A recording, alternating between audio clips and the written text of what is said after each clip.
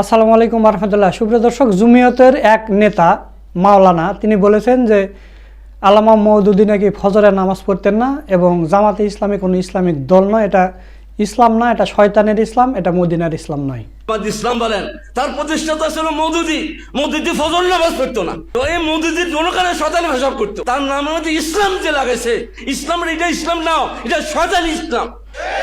এটা কখনো মদিনার ইসলাম না, এটা রুহানি ইসলাম না, এবং আল্লাহর প্রদত্ত ইসলাম নয়। জামাত ইসলাম বলেন তার প্রতিষ্ঠাতা ছিল মওদুদী। মওদুদী ফজর নামাজ পড়তো না। এবং আমার মুফতি মাহমুদ হাসান গগৈ রহমতুল্লাহ বলতেন, লেকশন বোর্ডকে মলফুজাতে আছে, সে তো ফজর নামাজ পড়তো না। সুপ্রিয় দর্শক, আপনারা শুনলেন, ওই মুরব্বীর মুখে শুনলেন যে আল্লামা মওদুদী নাকি ফজরের নামাজ পড়তেন না, আর জামাতে ইসলামী ইসলামিক দল না, এটা শয়তানের ইসলাম, মদিনার ইসলাম না। তো এখন আমার প্রশ্ন, আল্লামা মওদুদী ফজরের নামাজ পড়তেন কিনা সেটা এই মুরব্বী কীভাবে জানে? এই লোকটা কি সব জানতা বা গায়েব জানে, নাকি এই লোকটা আল্লামা মওদুদীর পিএস ছিল?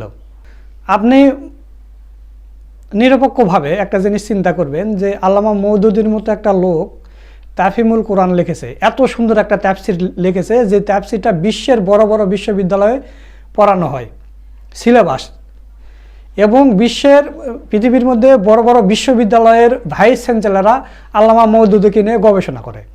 তার মধ্যে কাতার বিশ্ববিদ্যালয়ের সহকারী অধ্যাপক কিছুদিন আগে ঢাকা বিশ্ববিদ্যালয়ে এসেছিলেন এবং এখানে এসে তিনি বক্তব্য দিয়েছেন। এবং সেই লোকটা বাংলাতেও কথা বলতে পারে, অনেকগুলো কথা বলতে পারে, কিন্তু ইংলিশে বক্তব্য দিয়েছে। আপনাদের সেই ভিডিওটা দেখাইছি। তাহলে আপনি একটা জিনিস চিন্তা করেন যে আল্লামা মওদুদীর মতো লোককে নিয়ে গোটা বিশ্বে গবেষণা হয়, আর এই মূর্খ ভণ্ডরা বলতেছে যে আল্লামা মওদুদী নাকি ফজরের নামাজ পড়তেন না। এখন আপনি চিন্তা করেন যে আল্লাহ তাআলা আল্লামা মওদুদীকে এতটা জ্ঞান দিয়েছেন, তিনি তাফসির লিখেছেন এবং অসংখ্য কিতাব লিখে গেছেন, এত পরিমাণ কিতাব লিখে গেছেন যা বলে শেষ করা যাবে না। তাহলে একটা লোক যদি এতগুলো কিতাব লেখে, আবার একটা তাফসির লিখছে, এত সুন্দর একটা তাফসির যেটা গোটা বিশ্ব পড়ানো হয়, সে লোক নাকি ফজরের নামাজ পড়ে না। সে লোক যদি ফজরের নামাজ না পড়তো, আল্লাহ তাআলা তাকে এই জ্ঞানটা দিত না। এই ভণ্ডরা মিথ্যা কথা বলে।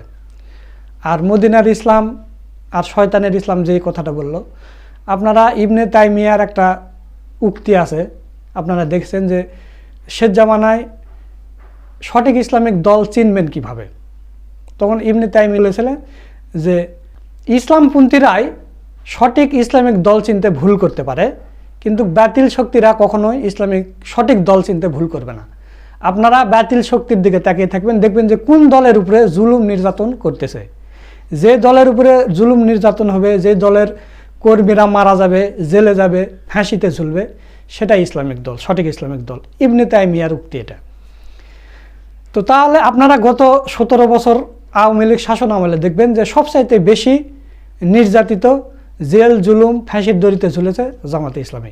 ইবনে তাইমিয়ার এই উক্তি অনুযায়ী জামাতে ইসলামী হচ্ছে ইসলামিক সঠিক দল।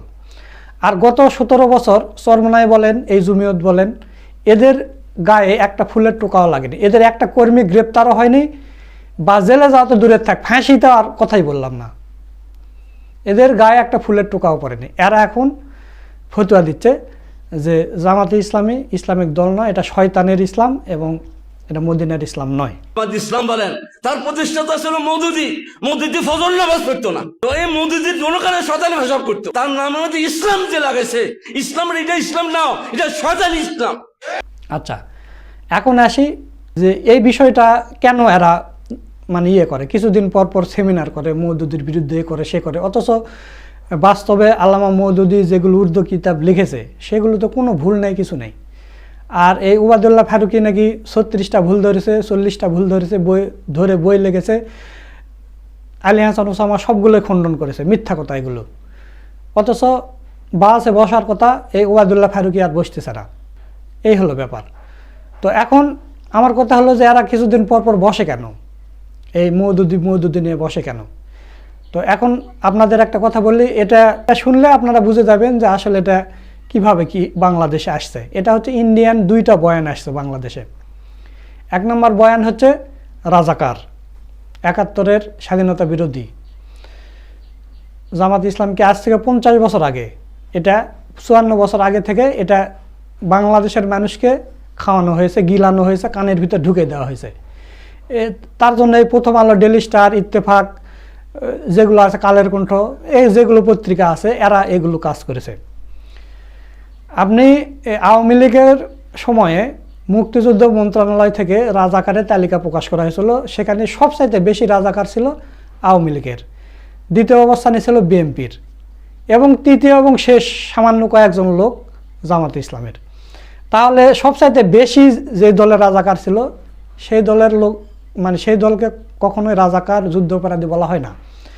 2 নাম্বার আছে বিএনপি। বিএনপিকেও কোনো দিন যুদ্ধ অপরাধী, রাজাকারের দল বলা হয় না। কিন্তু সামান্য কিছু লোক ছিল জামাতে ইসলামীতে, এবং 1971 সালে জামাতে ইসলামীর ছোট্ট একটা দল, কোনো নামমাত্র একটা দল ছিল জামাতে ইসলামী। তো রাজাকার কাকে বলা হয়?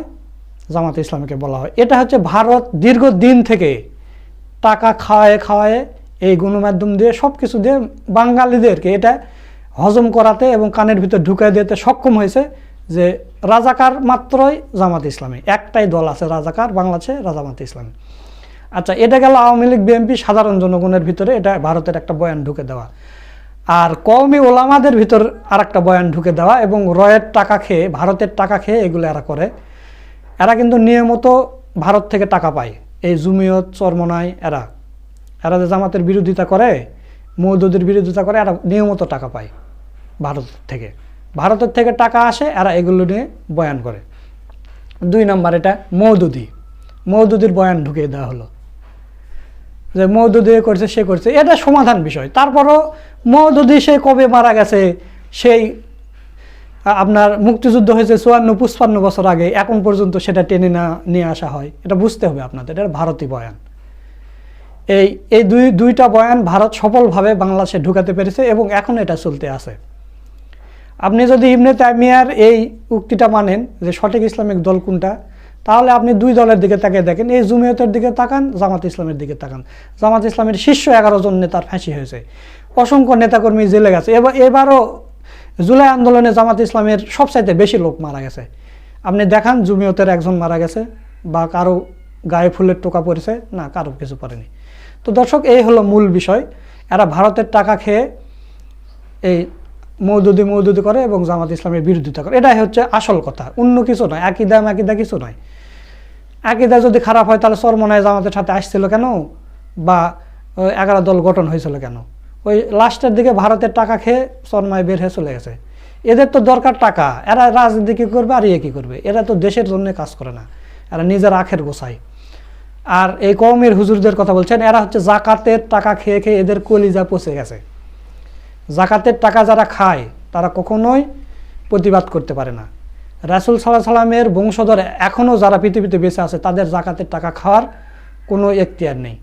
আল্লাহ তাআলা নিষেধ করে দিয়েছেন যে রাসূল সাল্লাল্লাহু আলাইহি ওয়াসাল্লামের বংশধর যারা কিয়ামত পর্যন্ত বেঁচে থাকবে, তাদের জাকাতের টাকা খাওয়া যাবে না। কারণটা হচ্ছে মালের ময়লা মানুষ খেলে তার ভিতর থেকে কোনো আসবে না।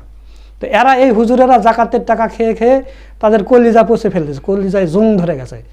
এরা কখনোই হক কথা বলে না, এবং যারা হকের পক্ষে থাকে তাদের বিরোধিতা করে। তো দর্শক, আশা করছি আপনার পুরো বিষয়টা বুঝতে পেরেছেন। সব মিলিয়ে আজকের এই ভিডিওটা কেমন লেগেছে, এবং জমিয়তের এই নেতা জামাত ইসলামীকে শয়তানের ইসলাম বলল, এবং আল্লামা মওদুদি ফজরের নামাজ পড়ে না। তো এই বিষয়টা আপনারা কিভাবে দেখছেন তা অবশ্যই কমেন্ট করে জানিয়ে দেবেন। ভিডিওটা ভালো লাগলে শেয়ার করবেন। সকলকে ধন্যবাদ। আসসালামু আলাইকুম ওয়া রাহমাতুল্লাহ।